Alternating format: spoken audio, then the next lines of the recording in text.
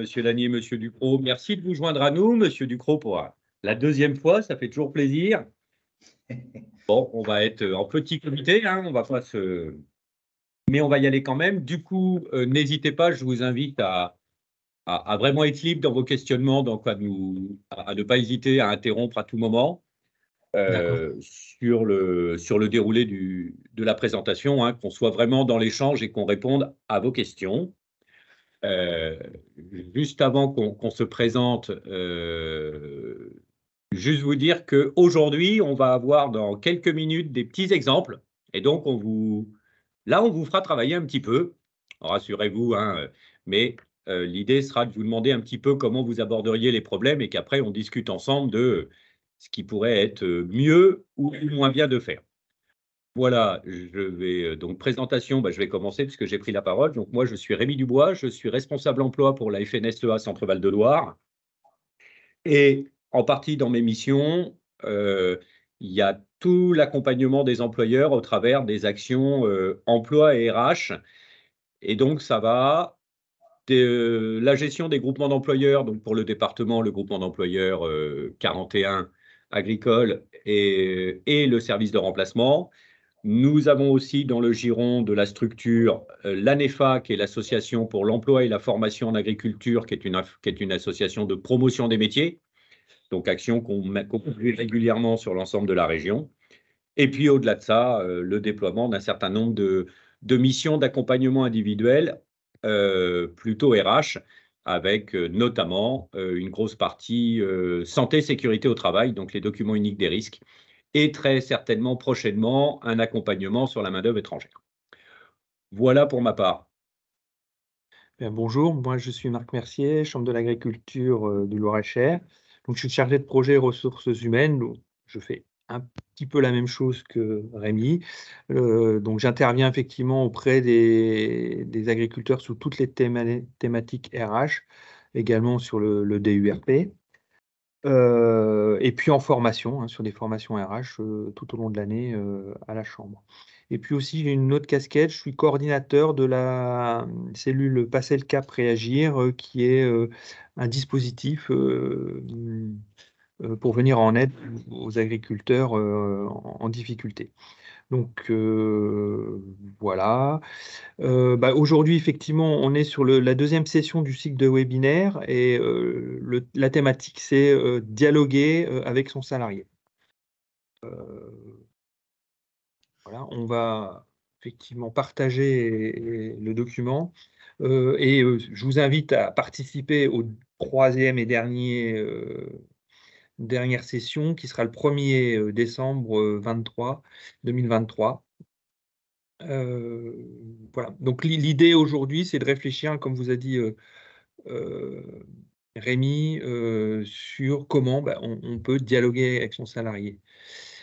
Alors, je vais partager le document. Le temps de la manipulation, si je peux juste vous demander un petit peu vos filières, Monsieur Ducrot et Monsieur Lanier. Oui, alors Monsieur Lanier, je suis journaliste pour la revue Surprises et légumes. Et en fait, on a une rubrique gestion dans notre magazine où on parle de ce type de thématique. Et j'ai découvert que votre webinaire, je me suis dit que ça pourrait être intéressant, que ça pourrait faire l'objet d'une fiche ou d'un article dans cette rubrique. Super, merci beaucoup. On n'en espérait pas tant. Et Monsieur Ducrot?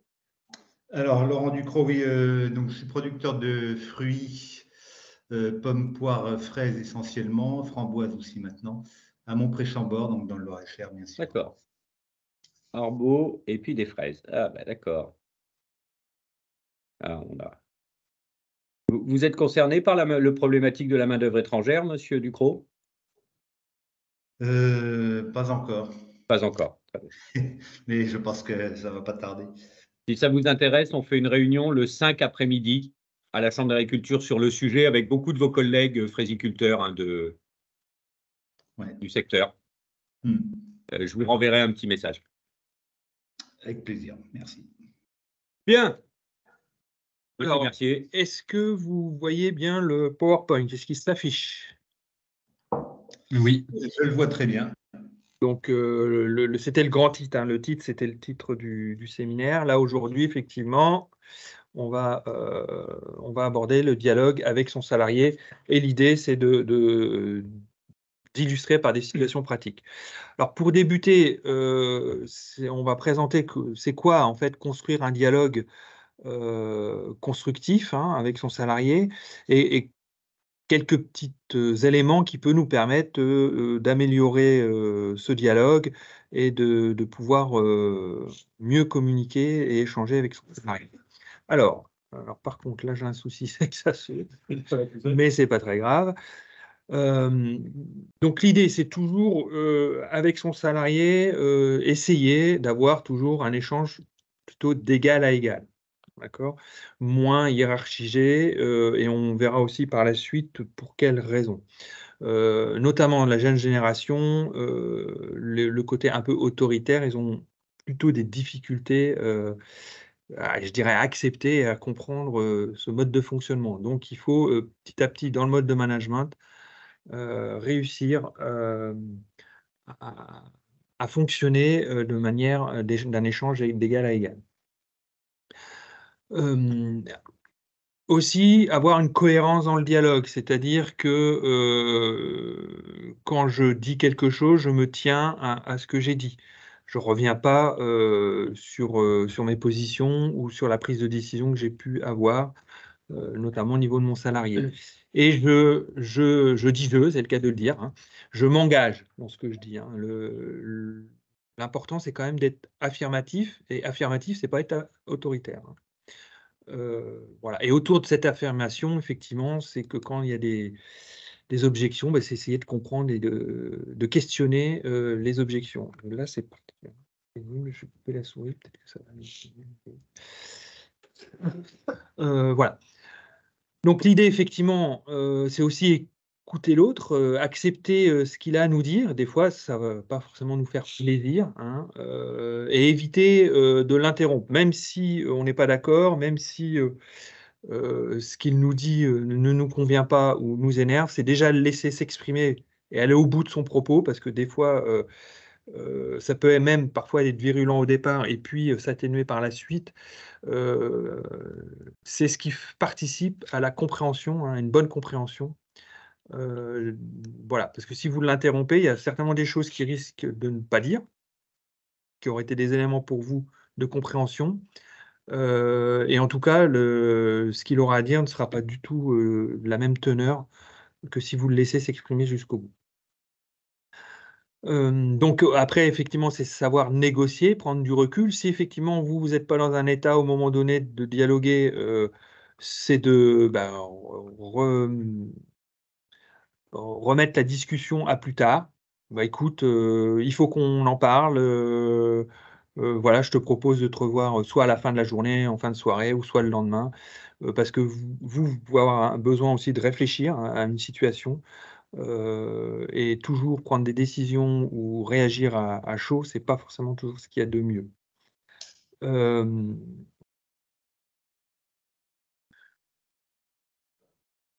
Donc voilà, montrer qu'on est intéressé aussi par ce que l'autre vous dit, même si vous n'êtes pas d'accord. Hein. J'évite de tourner la tête ou de faire mine que je veux partir ou que je suis énervé. Donc c'est toujours essayer d'avoir une attitude la plus ouverte possible, de sourire, éventuellement de dire des mots gentils et de complimenter quand c'est bien. Voilà. Hein. Là, on verra qu'on a des situations qui sont pas forcément très positives avec le salarié par la suite en pratique, mais dans l'échange avec son salarié, c'est vrai que le fait d'être attentif montre à l'autre qu'on prête attention à ce qu'il dit, et ça facilite aussi le dialogue, et ça, ça donne envie, en fin de compte, à la personne de s'exprimer. Parce que des fois aussi, vous allez, alors je ne sais pas si c'est votre cas, mais on me dit souvent, oui, mais mon salarié ne me parle pas. D'accord, qu'est-ce qui fait qu'il ne vous parle pas? Hein, effectivement, si on ne prend pas le temps, si on a une attitude, voilà, on fait la tête dès le matin, on ne se dit pas bonjour, c'est compliqué déjà de construire un dialogue. Hein. Et du coup, c'est aussi réexprimer avec ces mots ce qu'on a entendu, hein, montrer qu'on a bien compris le feedback. Ça permet aussi de montrer qu'on a été attentif, hein, et qu'on a bien compris ce que le salarié nous a dit, parce que parfois, nous aussi, on peut interpréter et mal comprendre. C'est là souvent où on crée un conflit ou des choses divergentes. Voilà. Je laisse la parole si tu veux rebondir sur ce qui est dit. C'est vraiment faire le lien avec ce qu'on a exprimé la semaine dernière, c'est-à-dire que là, quand on parle, voilà, parler d'égal à égal, négocier, alors c'est des grands termes, voilà, ça veut surtout dire qu'aujourd'hui, il est impératif d'expliquer les choses, qu'il est impératif d'avoir un argumentaire qui va, on n'est pas vraiment dans la justification, mais on a un argumentaire pour développer pourquoi on fait les choses à tel moment et de telle façon. Hein, c'est pas négocier derrière la notion de négociation, c'est pas de dire mon salarié veut pas, je négocie. Non, c'est bien ça, c'est d'égal à égal, négocier, réexprimer, montrer qu'on s'intéresse, c'est être capable d'entendre un point de vue et d'être plus dans l'argumentation que la façon dont on avait l'habitude de manager il y a 30 ans où on donnait des ordres. Aujourd'hui, c'est vraiment quelque chose qui passe de moins en moins bien avec les employés. Donc, effectivement, ça peut des fois prendre un petit peu plus de temps et mettre en position un petit peu délicate, mais c'est bien dans ce sens-là qu'on va. Hein. C'est cette capacité à expliquer les choses pour faire comprendre les tenants et aboutissants d'une décision. Je reviens sur une chose importante qu'a dit Marc. Quand un salarié vous demande quelque chose et que vous avez une décision à prendre, effectivement, il ne faut pas forcément vouloir répondre tout de suite. Mais ça, c'est vrai globalement dans tout échange avec une personne. Ce que les gens veulent, c'est savoir qu'on les a entendus, qu'on a pris en compte leurs demandes. Vous pouvez parfaitement dire à votre salarié, tu auras la réponse à la fin de la semaine, à la fin du mois, dans 2 heures. C'est pas grave. Et ça vous permet, vous, le temps de réfléchir et de poser les choses. Ce n'est pas un problème. L'important, c'est bien de lui avoir dit, si aujourd'hui, cet après-midi, un salarié vous demande quelque chose et que vous lui dites, tu auras la réponse vendredi à la reprise de boulot l'après-midi, vendredi après-midi, il faut lui donner la réponse. Mais il y a des fois, on se croit toujours obligé de répondre très vite. Non. J'ai entendu la demande, je l'ai pris en compte, je m'engage sur un délai de retour. Il ne faut pas avoir peur de ça. L'immédiateté peut effectivement vous amener à prendre de mauvaises décisions, non pas parce que vous le vouliez, mais tout simplement parce que vous avez oublié un élément, vous avez oublié un paramètre. Voilà. Je peux prendre une journée de congé, ça paraît bête, mais on a oublié que ce jour-là, on avait un rendez-vous et il faut que le salarié soit là. Si on lui a dit oui, voilà, on peut très bien lui dire, écoute, pas de problème, je reviens vers toi ce soir, à la fin de la journée quand tu pars, je te dis si tu peux partir. Ça vous donne le temps d'aller voir votre planning. Il n'y a pas de sujet là-dessus, donc il ne faut pas hésiter. Par contre, il faut tenir son engagement. Voilà. Ouais. Après, du coup, donc il y a plusieurs postures hein, au niveau management. C'est effectivement, est-ce qu'on a un management plutôt directif, donc plutôt autoritaire? Donc ça dépend dans l'urgence, et si c'est bien compris, voilà, quand je dis sur situation d'urgence où il y a un événement, je dirais un accident ou quelque chose qui risque de se produire. Donc là, on peut être un peu plus autoritaire, un peu plus directif dans les propos, et là, ça peut être compris. Donc effectivement, cette posture-là, on va la faire bouger en fonction des situations. Sachant qu'effectivement, dans un mode de management classique, dans le pas changement de consigne, etc., le mode autoritaire, c'est pas forcément le plus adapté, d'autant, je précise, avec les jeunes générations. Ou après, effectivement, on a le mode plutôt collaboratif, où là, on va faire participer et on va demander à son salarié qu'est-ce qu'il en pense éventuellement. Voilà, et puis bien comprendre que il y a deux choses. On fait autorité, ou c'est faire autorité, ou avoir une autorité liée à la hiérarchie. En fait, le lien hiérarchique, c'est-à-dire je suis directeur, me donne pas forcément autorité sur le salarié. C'est-à-dire qu'il va pas, lui, considérer que je suis une autorité. Ce qui va faire que je fais autorité, c'est qu'il va reconnaître en moi des compétences et une qualité de manager, parce qu'à un moment donné, je suis capable de lui apporter des réponses ou de l'aider dans certaines situations. Voilà. Donc l'idée, c'est surtout d'essayer de rester cohérent dans ses consignes et dans son mode de fonctionnement relationnel et décisionnel, hein. D'où l'idée aussi en RH d'avoir une politique RH, d'avoir des réponses à donner à son salarié quand il demande peut-être de partir plus tôt, etc., de rester cohérent dans son fonctionnement. Est-ce que ça amène des réactions? Non, c'est du bon sens déjà, premièrement. Oui. On aimerait que ce soit du bon sens. Après, c'est vrai que on est des fois aussi dans une charge mentale qui fait qu'on n'est pas disponible et qu'on va on va pas être dans cette réaction-là, quoi. On va pas avoir une réaction saine vis-à-vis de son salarié parce qu'en gros, on va l'envoyer un peu bouler sur le moment, quoi. Mais bon, il faut savoir aussi, je pense, rattraper le coup assez rapidement, quoi. C'est exactement ça, hein. D'abord, on a le droit de s'excuser auprès d'un salarié parce que tout le monde a le droit de se tromper. Donc, on a le droit de se tromper et de s'excuser. Et puis, on en a beaucoup parlé il y a une semaine, mais il y a deux choses importantes. On l'a dit la semaine dernière, les relations humaines sont extrêmement basées sur la confiance. Si à un moment, il y a une confiance réciproque, les événements dont vous parlez qui sont évidents, hein, Monsieur Ducrot, malheureusement pour vous, ça va passer et ça va se comprendre. Hein, c'est vraiment là où c'est important. Et puis, il y a un volet un petit peu difficile dans le management, c'est que tout ça, ça dépend aussi de la personne qu'on a en face de nous.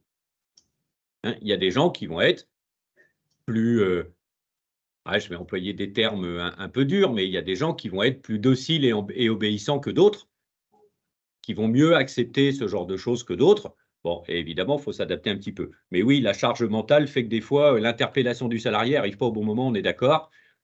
Ne pas avoir peur de reporter et effectivement, ne pas s'excuser n'est pas une faiblesse. Voilà, on a le droit de faire une erreur. Le salarié comme l'employeur. Après, vous l'avez dit, ouais, il faut s'adapter aussi à la personne qui est en face. Eh oui. Parce qu'il effectivement, il y a des gens qui ont besoin qu'on soit directif des fois aussi. Oui. Il y en a qui ont besoin de ça, hein, ça peut arriver aussi. C'est plutôt rare, mais et puis il y en a qui ont besoin effectivement qu'on soit plus dans l'empathie, dans l'ambivalence, enfin, bref, je sais pas quoi, mais ont besoin de plus d'explications, de plus de dialogue, quoi. C'est ça. Mais le point que vous soulevez de la charge mentale et de l'état et de la disponibilité mentale dans laquelle vous êtes au moment, c'est vrai que c'est l'un des gros points noirs de l'employeur. Fondamentalement, j'ai envie de vous dire, l'employeur n'a pas le droit d'être indisponible pour son salarié. Mais ça, c'est sur le papier. Mais c'est une vraie difficulté pour l'employeur, on est complètement d'accord. Après, il y a deux choses, hein, un axe de confiance, montrer effectivement qu'on s'est trompé, le dire. Alors, quand on dit faiblesse, c'est un peu compliqué parce qu'il peut être mal interprété, mais même montrer quelque part ses faiblesses en tant qu'employeur, c'est aussi donner de la confiance à son salarié. C'est-à-dire qu'on lui montre que voilà, on lui fait confiance également et voilà, on se met quelque part à son égal. Là, le mode de management un peu autoritaire, etc., et de dire, parce que ça a été aussi une tendance où effectivement, il ne fallait pas montrer sa faiblesse, mais en fin de compte, de cette manière-là, c'est compliqué de créer une relation parce que la relation, elle se crée aussi dans l'adversité et montrer aussi que si je suis faible, moi en tant qu'employeur, pas quand je dis faible, c'est pas le mot, mais je ne sais pas faire ou j'ai mal fait, ça peut aussi être le moyen de renvoyer à mon salarié qu'en fait, que lui, il sait faire et que lui, on reconnaît sa compétence. Et du coup, on ne travaille pas tout à fait de la même manière. Là, on est un petit peu aussi plus dans la collaboration, dans la reconnaissance d'autrui. Donc ça, c'est important. On passe à la suite? Oui. Alors, donc, on va vous faire travailler un petit peu de manière concrète. Voilà, une petite affirmation, c'est votre salarié, il ne veut pas porter ses lunettes de protection alors qu'il a une action de soudure à faire. ou on va dire une action, on peut dire dans le relevage, par exemple, parfois on peut demander de mettre des lunettes parce qu'il peut y avoir des projections, hein, ou quand on fait des clôtures, voilà. Et voilà, c'est une EPI, donc, et il ne veut pas les porter. Alors, l'idée, c'est comment vous allez réagir et qu'est-ce que vous allez lui dire. Il faudrait déjà lui demander pourquoi il ne veut pas porter ses lunettes de protection, je pense. Et Alors, peut-être ce que je vous propose, c'est de réfléchir, on réfléchit quelques minutes, chacun de notre côté, et après, oui, alors après, vous êtes deux, hein, donc on voilà, peut dans l'échange direct. Ouais, mais peut-être un petit point quand même de réflexion pour que. La situation, là, elle est du salarié à qui c'est pas la première fois qu'on lui dit, quoi, c'est-à-dire, c'est récurrent. Ah, si c'est récurrent. Alors, on peut avoir les deux facteurs. Votre salarié, vous le voyez sans lunettes et récurrent. Bon, après, si c'est récurrent, ça veut dire qu'à un moment donné, il y a. Je ne l'ai pas dit ou je ne l'ai pas suffisamment dit et que. Alors, la question est bonne, hein, effectivement, il faut qu'on vous donne le contexte. Là, on est plutôt dans le contexte où c'est la première fois que vous allez aborder le sujet. OK. Voilà, c'est peut-être pas la première fois que vous l'avez constaté, mais effectivement, là, c'est la première fois que vous vous dites, bon, il faut que j'intervienne, comment je fais, pourquoi, et quelles sont les questions, effectivement, que je me pose ou pas. Alors, donc, Monsieur Lanier, vous nous avez dit, bah, peut-être déjà lui demander pourquoi il ne les porte pas, effectivement. D'autres actions? Après, on peut lui donner quelques exemples d'accidents possibles, de répercussions sur la santé. Enfin, voilà. Il faut faire peur aussi à un moment. Argumenter effectivement sur. Là, c'est argumenter, hein, de dire voilà pourquoi il faut que tu les mettes.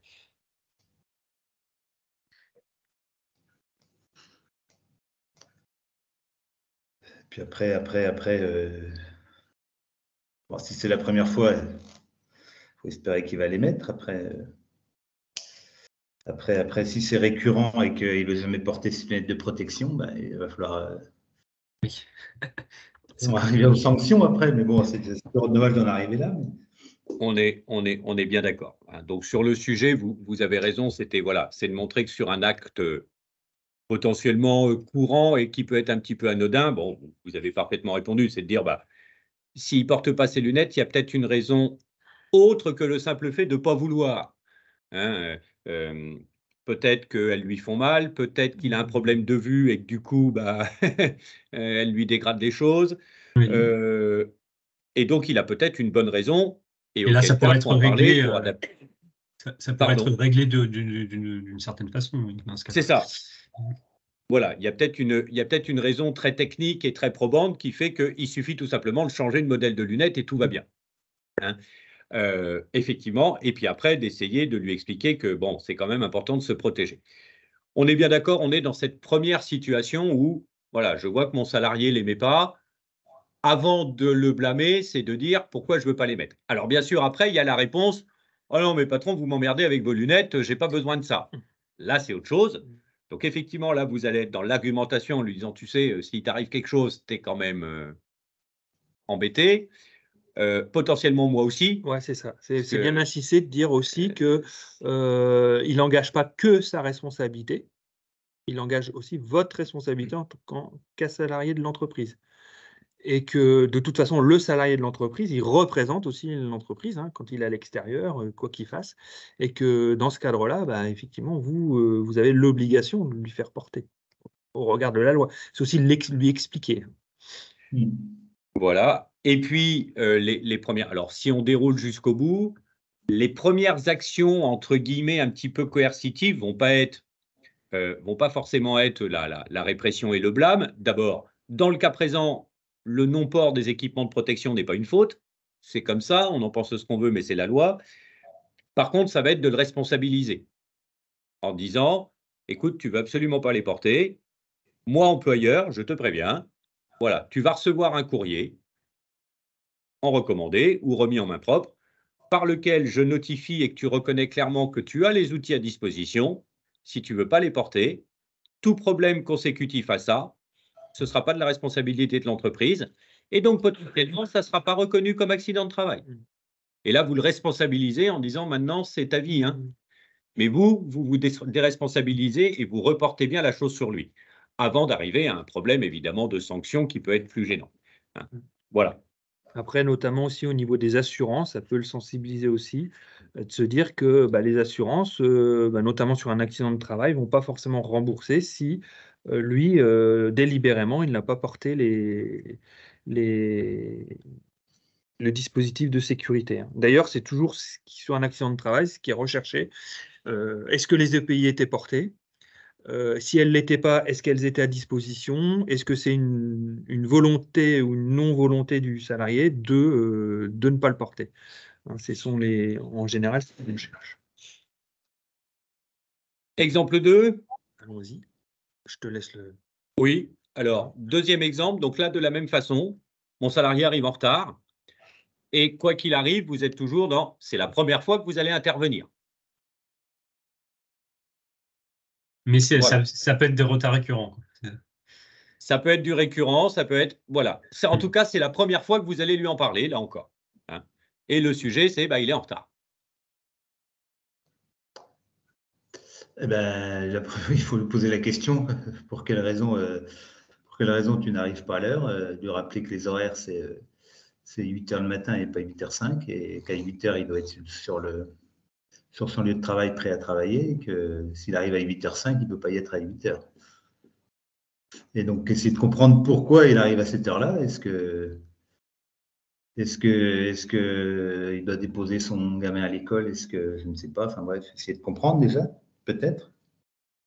S'il y a une explication rationnelle, après peut-être proposer une adaptation qui lui sera favorable. S'il ne fournit pas d'explication plausible, faut l'obliger à être là à 8h. Enfin, en tout cas, il faut lui rappeler que les horaires sont comme ça et qu'il doit s'y tenir. Je ne vois pas trop comment agir autrement.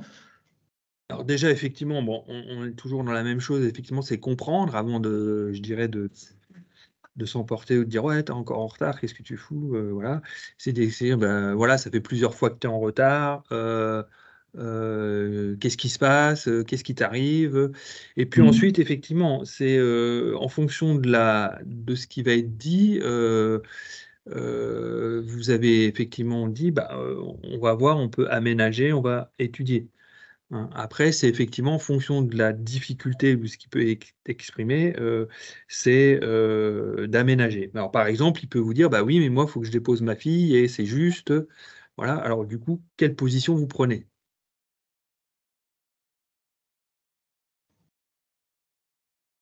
Je crois que ça a été coupé. Si par exemple votre salarié dit oui mais le matin il faut que je dépose ma fille et c'est juste, moi la nounou elle le prend que je sais pas moi à 7h50 et le temps d'arriver pour moi c'est compliqué d'être à 8h. Donc voilà, qu'est-ce que vous dites, après si l'aménagement du travail permet l'aménagement de ses horaires à lui, moi je ne vois pas d'inconvénient qu'il commence à 8h15 et qu'il fasse un quart d'heure de plus le midi ou le soir, et puis voilà. Oui, par contre, dans ces cas-là, faut être ouvert à ça, il n'y a pas de raison. Quoi. Et après, il faut que ce soit une possibilité d'aménagement pour tous les employés, pour qu'il n'y ait pas de traitement de faveur. Tout à fait. C'est souvent ça le problème après, parce que s'il y en a un qui commence à 8h15 et que les autres commencent à 8h, ça perturbe forcément l'organisation.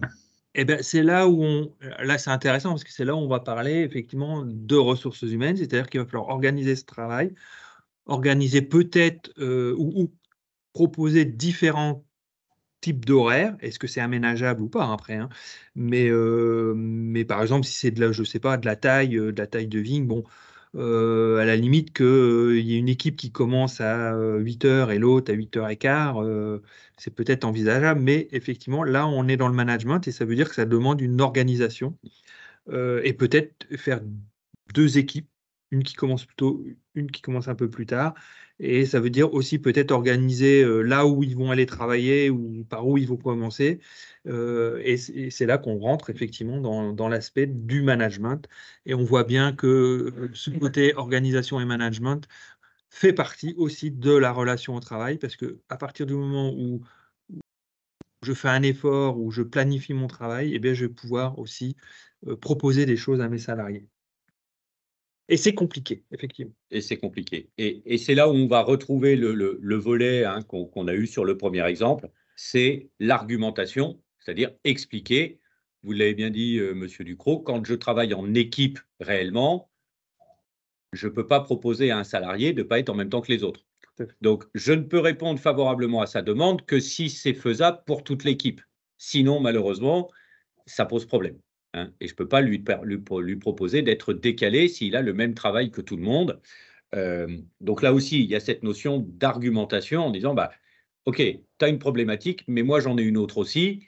Soit on peut trouver un terrain d'entente, mais soit, malheureusement, c'est un petit peu difficile de le trouver, auquel cas, ça peut être un petit peu compliqué, mais toujours l'argumentation. Sur cet exemple-là, il peut y avoir une autre situation. Je ne sais pas si ça vous vient en tête. Là, vous êtes parti sur quelqu'un qui a un retard un petit peu récurrent parce qu'il a un mode de fonctionnement personnel qui fait que, bah oui, c'est j'ai la nounou qui prend mon fils, donc il y a des fois, quand la route va bien, je suis là à -5, quand la route va mal, je suis là à 5. OK, c'est ça. Après, je voulais juste te dire, avant que tu repartes sur un autre exemple, c'est te dire, on peut parfois autoriser exceptionnellement quelque chose, mais c'est aussi bien de le communiquer aux autres salariés.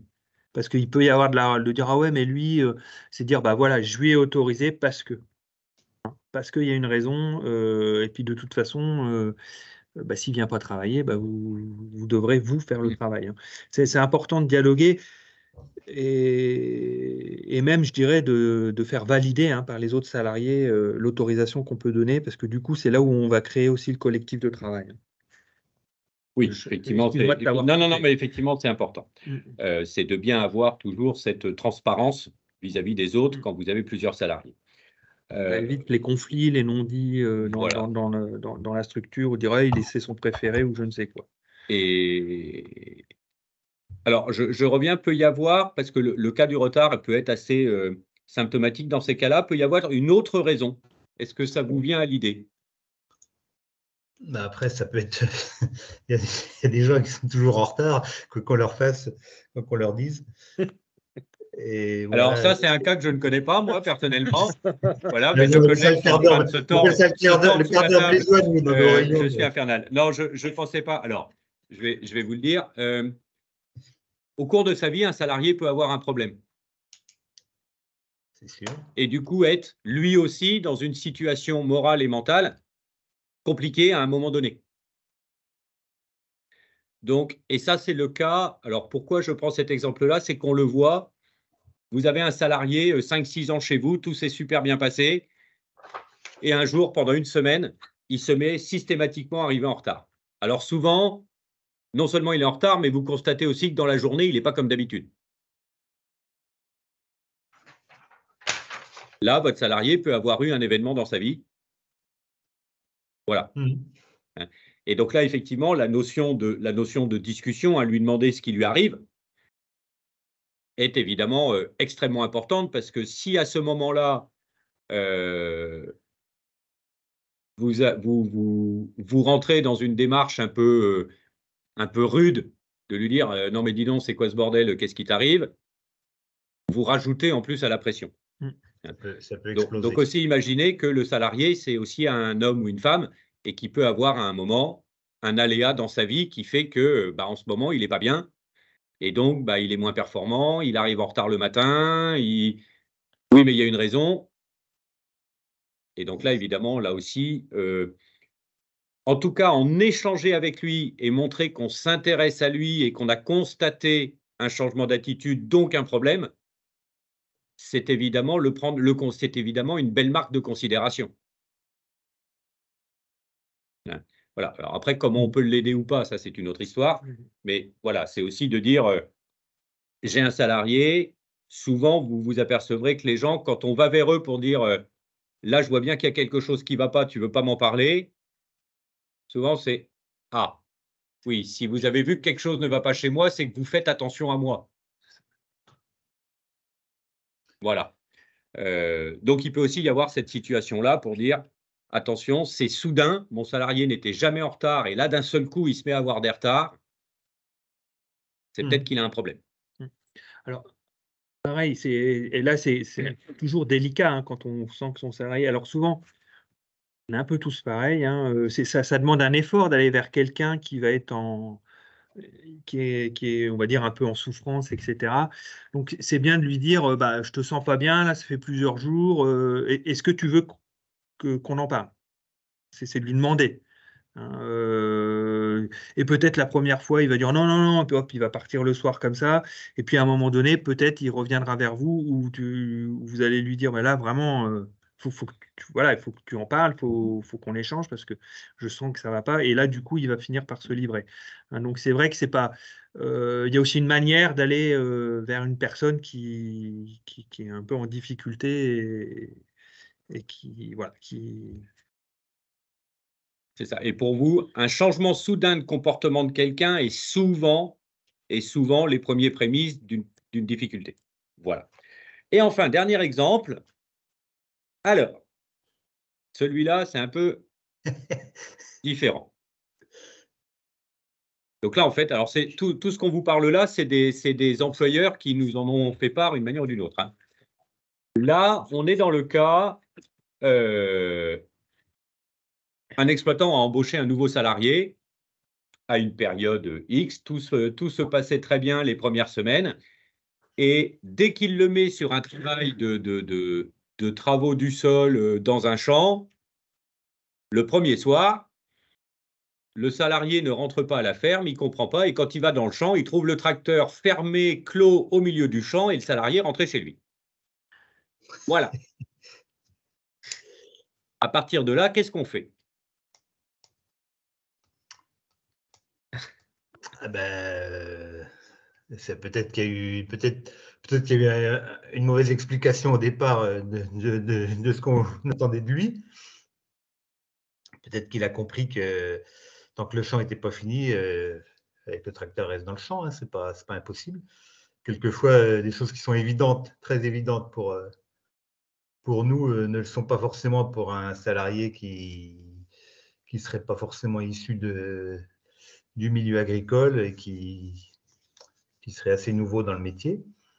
Donc il y a peut-être une part de ça. Et puis ensuite, lui expliquer gentiment que le tracteur, il faut le remettre à l'abri le soir et qu'il est mieux sous l'hangar qu'au milieu du champ par rapport à des vols potentiels ou d'autres choses. Moi, je me contenterai de ça, mais jusque-là, il n'y a rien de très grave. Mais... D'accord. Monsieur Lanier, non, une réaction?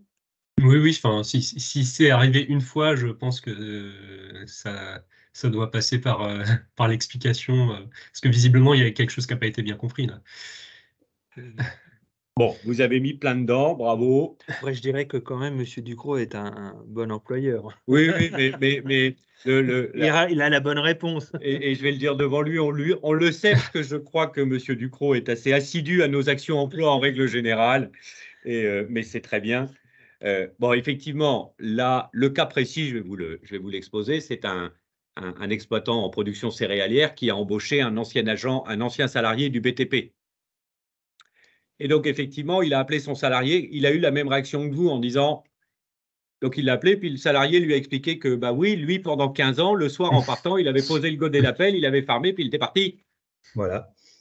Bah oui. Et donc, voilà, c'est ce que vous avez dit, l'exploitant lui a dit, OK, pas de problème, et le lendemain matin, lui a expliqué les codes et les usages de l'agriculture, en disant, bah voilà, chez nous, on ne laisse pas un tracteur dans le champ, tout simplement pour des risques de vol. Voilà. Donc, nous, on finit un quart d'heure plus tôt et on rentre à la ferme et on met le tracteur sous le hangar. Et c'est un exemple qui, moi, je trouve très important de plus en plus en ce moment, puisque, vous l'avez dit, c'est une histoire d'incompréhension, mais en fait, c'est une histoire de code et d'usage de profession. Et ça, effectivement, de plus en plus, vous allez être face à des gens qui ne les ont pas, ces codes-là.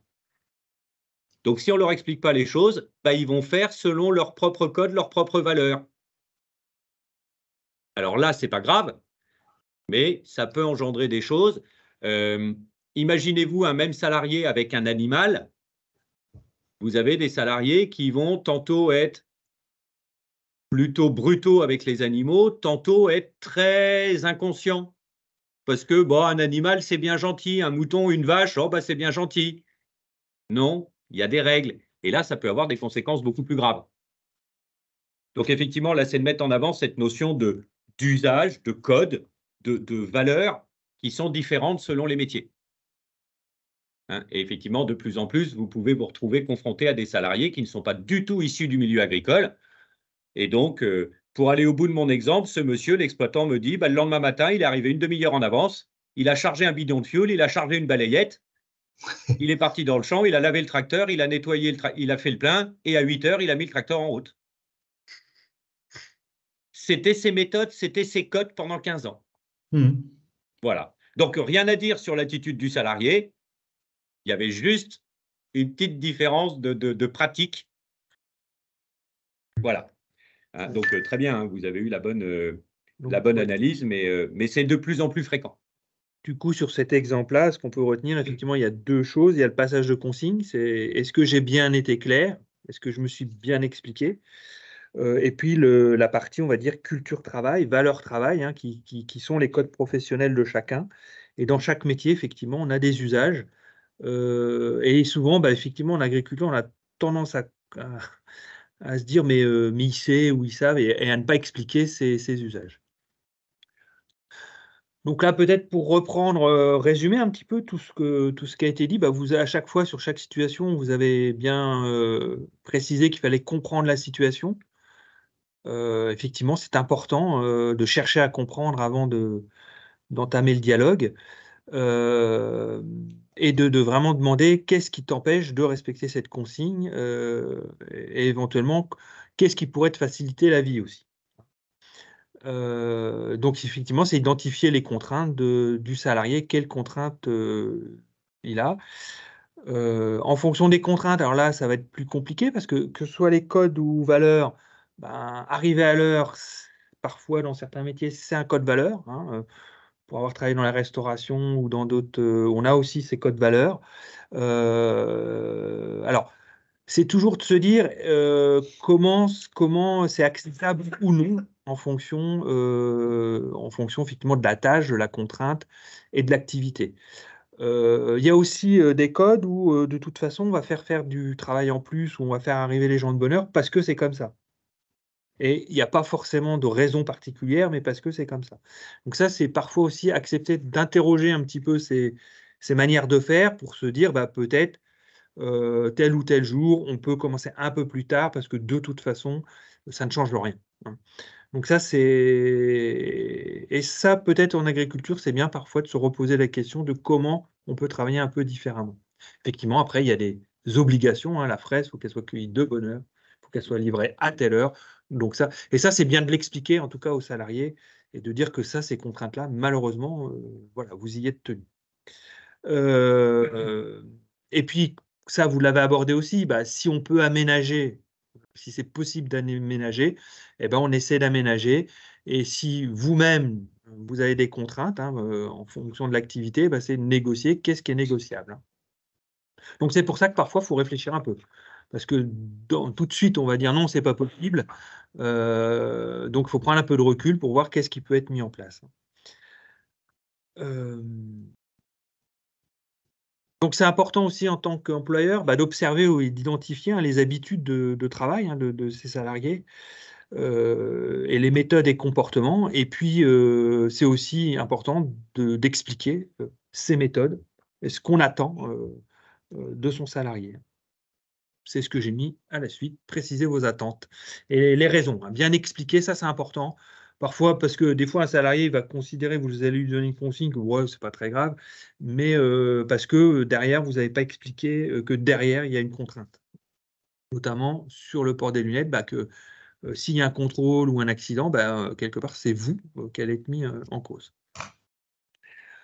Voilà, peut-être juste à ce stade, bien entendu, cela ne veut pas dire qu'il ne faut pas, à un moment, je vais dire sanctionner. Alors, quand on dit la sanction, c'est au sens littéral du terme, c'est-à-dire recadrer, réprimander, hein, bien entendu. Il y a un moment, il faut remettre. Alors, pour ça, il y a aussi des règles et des méthodes qu'on pourra aborder dans d'autres points.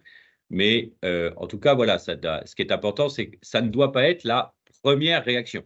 Hein. Si un salarié ne fait pas quelque chose qu'on lui a demandé ou comme on l'avait prévu la première fois, pourquoi et comprendre. Évidemment, on est bien d'accord, hein, si je reviens sur le retard ou sur les EPI, un salarié qui de toute façon serait incapable d'arriver à l'heure parce qu'il a une perception du temps différente ou qui, par définition, ne veut pas porter les EPI, là, évidemment, on va rentrer dans d'autres méthodes managériales de façon à essayer de corriger les choses. Donc, ça ne veut pas dire qu'on doit tout excuser d'un salarié. Hein. Voilà, là, ce qu'on est en train de déployer, c'est vraiment de dire, bon, il y a toute une phase quand un salarié arrive sur une entreprise, on apprend à se connaître et dans cette phase d'apprentissage, l'employeur doit aussi faire cette démarche d'aller vers l'autre, de le comprendre, d'assimiler un petit peu ses problématiques et son fonctionnement, sinon ça ne peut pas marcher. Voilà, je voulais bien préciser que, bien entendu, le recadrage d'un salarié reste une démarche managériale qu'on doit maîtriser le cas échéant. Peut-être pour dire aussi là-dessus, pour finir et amorcer sur la dernière slide, c'est dire que l'intégration du salarié, elle est importante et elle doit être préparée. C'est-à-dire qu'à un moment donné, quand j'intègre mon salarié, je lui dis dès le départ les consignes, les règles de l'entreprise, dès le départ. Et c'est là où je vais pouvoir déjà observer s'il respecte ses consignes, et s'il ne les respecte pas, aussi me dire que, bah, voilà, en fonction de la période d'essai, dire, bah, ça peut le faire ou ne pas le faire. Mais à partir du moment où j'ai pas pris le temps d'intégrer mon salarié, que j'ai pas pris le temps de lui donner les consignes, il est difficile de lui reprocher quelque part qui ne respecte pas les règles de l'entreprise s'il les connaît pas. Donc c'est important ça aussi. Donc voilà, comment éviter les conflits? Parce que l'idée aussi dans le dialogue, c'est d'éviter quand même le conflit avec son salarié. Aujourd'hui, on n'a pas beaucoup de main-d'œuvre. Si on a de la main-d'œuvre, c'est autant pouvoir la garder et de se dire comment je peux fidéliser cette main-d'œuvre. Hein. Donc l'idée, il y a toujours, et là ça rentre dans la phase d'intégration, un temps où il faut apprendre à se connaître, hein, autant pour votre salarié que pour vous, connaître un peu comment il réagit la personne. Parfois, c'est aussi accepter les déviances de certains, parce que s'ils travaillent bien et qu'ils vous apportent du travail, bah, voilà. Et l'idée, c'est de se dire qu'à un moment où la déviance est trop importante, c'est-à-dire qu'elle a un effet sur le collectif, sur les autres, ou même sur votre propre organisation, c'est là où là, il faut peut-être réagir et dire, bah, écoute, si c'est pas possible de travailler ensemble, on arrête. Hein. Donc l'idée, c'est quand même de créer un climat de confiance. Hein. Repartir, on l'a dit, hein, identifier les valeurs et les codes, c'est parce que chacun a ses codes. Donc voilà, et parfois de nouveaux codes dans l'entreprise sont intéressants aussi. Hein. L'apport de méthodes de travail d'autres secteurs d'activité peuvent être intéressants aussi et peuvent faire changer ce qu'on appelle, moi ce que j'appelle le genre professionnel, on va dire, c'est les règles habituelles de travail ensemble, et de les faire évoluer dans les modes de fonctionnement. Donc préciser clairement les attentes, ça on l'avait dit, hein, ça c'est important, c'est vraiment le passage de consigne, de vraiment être assez précis là-dessus. Donc ça va être les délais, comment je fais, quel outil je prends, voilà, combien de temps tu as, il y a un degré d'urgence, lequel c'est, etc. Afin que le salarié il ait bien conscience des consignes. C'est comprendre ce que dit l'autre, mais c'est aussi se faire comprendre. Hein, donc ça veut dire soi-même aussi faire cet effort. Parfois on n'est peut-être pas très clair dans ce qu'on dit ou on se comprend soi-même, mais l'idée c'est pas de se comprendre soi-même, c'est de faire en sorte que l'autre comprenne. Et puis toujours rester dans une posture ouverte de dialogue, c'est-à-dire, et ça c'est la difficulté du manager, hein, de la personne qui gère les équipes ou les hommes, de garder son calme, de gérer ses émotions, voilà, afin de ne pas créer une situation conflictuelle. Hein. Et puis aller interroger aussi les non-dits quand vous voyez qu'un salarié il tourne un peu la tête ou il souffle. Alors peut-être pas au moment où il va souffler parce que peut-être il est agacé, mais le reprendre, tiens, je t'ai vu, tu n'étais pas content, tu as soufflé, qu'est-ce qui t'arrive, qu'est-ce qui se passe, pourquoi, voilà. Peut-être parce qu'il va dire, ah bah c'est toujours moi qui fais cette tâche, j'en ai marre. Voilà. Allez savoir aussi interroger son salarié et comprendre ses réactions. Et puis ça, on l'avait dit aussi, c'est reconnaître soi-même ses erreurs, voilà, les accepter, et puis c'est ce qui permet aussi de faire évoluer. Oui, voilà, ce que je veux dire, c'est accepter les évolutions, c'est-à-dire qu'aussi dans le travail, si un salarié vous amène d'autres méthodes de travail, ou voilà, le tracteur, si c'est pas gênant de le laisser sur la parcelle parce qu'il n'y a pas de risque, c'est à côté de l'exploitation, est-ce que dans ce cadre-là, on peut pas le faire? Ou effectivement, s'il y a une raison de vol, de tout, le fait de dire, bah non, c'est pas possible. Donc voilà, c'est accepter l'autre aussi dans son travail. On a chacun nos manières de travailler. Et voilà. Je ne sais pas s'il y a des réactions. Est-ce que tu veux... Pour moi, non. Voilà tout ce clôturer qu'on souhaitait vous partager avec vous aujourd'hui. Monsieur Ducrot, quelques réactions par rapport aussi à votre vécu d'employeur, hein. Voilà, une minute.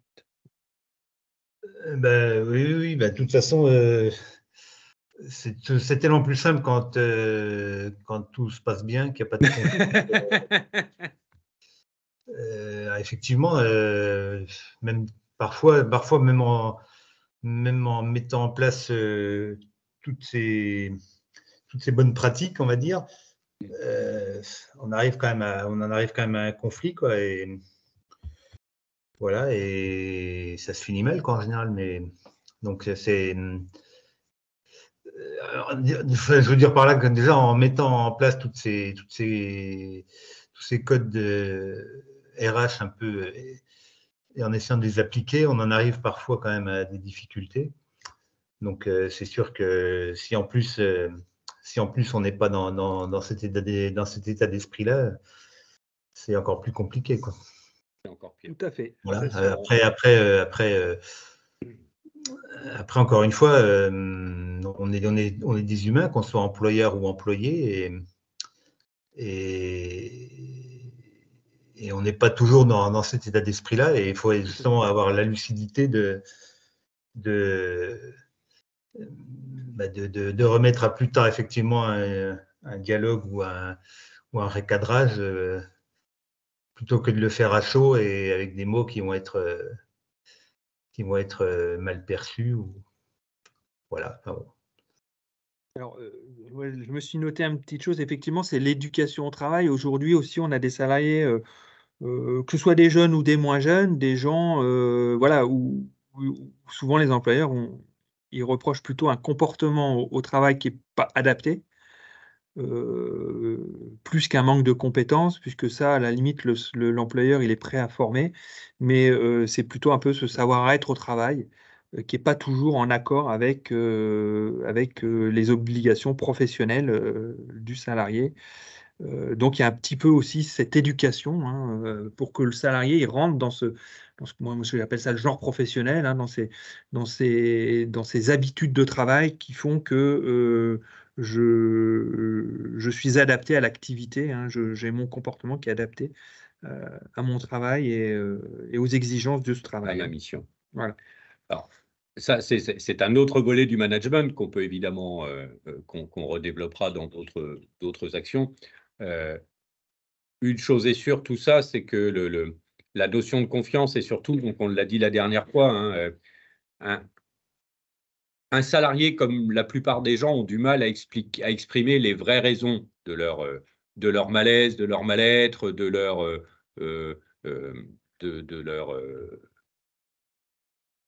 leurs différends avec vous.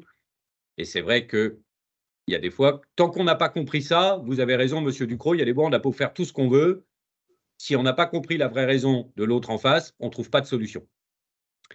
Et c'est tout le travail, et ce n'est pas toujours facile d'aller chercher quelle est la vraie problématique qu'a le salarié en face, qu'elle soit. Alors après, il y a des fois, cette problématique, elle est entendable, il y a des fois, elle ne l'est pas. Et là, effectivement, on finit par de toute façon une fin un peu douloureuse et un conflit. Une sortie peut bien se passer. Oui, aussi, oui, bien sûr. Une séparation peut bien se passer. Salvateur pour tout le monde. Voilà. Ça peut être Et une le bonne fait d'avoir mis tout issue. ça en place avec son salarié peut des fois permettre plus facilement la notion de séparation. Mais on est bien d'accord. Après, c'est toujours effectivement de mettre en lien aussi par rapport au profil du salarié son degré d'exigence. Parce que souvent aussi, ça peut venir de là, c'est qu'on en attend un peu trop de son salarié au regard de son profil. Hein, ça, c'est d'où encore une situation RH où là, c'est au moment du recrutement, voilà, c'est de se dire de quel profil j'ai besoin pour que je puisse en exiger voilà, suffisamment de compétences. Hein. Ça, c'est important. Alors, notamment plutôt sur les cueilleurs, effectivement, là, c'est un petit peu du personnel qui vient de tout azimut. Donc là, effectivement, différentes valeurs, différents comportements au travail, différentes compétences. Donc là, effectivement, c'est là où ça peut être un peu plus compliqué, qu'on peut avoir des profils aussi un peu particuliers pour avoir entendu certaines expériences. Et surtout très diversifié dans une équipe. Voilà. Et là, ça rend encore la chose plus tendue. Mais alors tout ça, c'est d'autres considérations qu'on aura. D'où l'importance d'être compréhensif, parce que le moins on l'est, c'est ce que vous dites, de toute façon, ça se passera encore moins bien. Monsieur Lanier, une oui, réaction? Merci pour cette présentation, c'était très intéressant et je ne suis pas agriculteur, mais de toute façon, c'est quelque chose c'est vraiment des choses qui s'appliquent dans toutes les entreprises. Hein. Et je rajouterais qu'il y a quand même des fois la barrière de la langue qui peut rajouter des difficultés à se faire comprendre entre salariés et employés, surtout dans l'agriculture. La barrière de la langue et même des fois de plus en plus d'ailleurs, hein, quand on a des recours à de la main-d'œuvre étrangère, on peut même avoir d'autres problèmes que ceux de la langue. Et il faut évidemment en tenir compte parce que ça peut vite aller très loin. Il n'y a pas qu'entre pays que ça se bat. Il y a des fois, moi je l'ai vécu, hein, 2 salariés qu'il a fallu séparer et exfiltrer, hein, parce que voilà, pas dans les mêmes cultures et du coup, ça fait des choses. En tout cas, on ne va pas insister. Sachez que donc, alors oui, on ne vous a pas prévenu, c'est pas gentil si vous nous autorisez. Donc ces webinaires ont été enregistrés et seront disponibles sur nos sites internet et on communiquera dessus dès la fin du cycle, donc après le 1er décembre. Mais toute personne qui le souhaite pourra les revoir sur nos sites internet, Chambre et FNSEA et les réseaux associés à partir du début décembre, hein, dès qu'on aura fini le cycle des 3 webinaires, si certains veulent les reprendre. Voilà. Très bien. Il nous reste qu'à vous souhaiter une bonne après-midi et une bonne fin de semaine, à vous remercier de votre participation. Et puis, Monsieur Ducrot, peut-être à dans 10 jours. Au 1er décembre. C'est noté, en tout cas. Pour la fin. Pour le dernier. 14h, voilà, c'est un horaire qui peut me convenir, ça. Eh ben, super. Ce sera sur quelle thématique le prochain?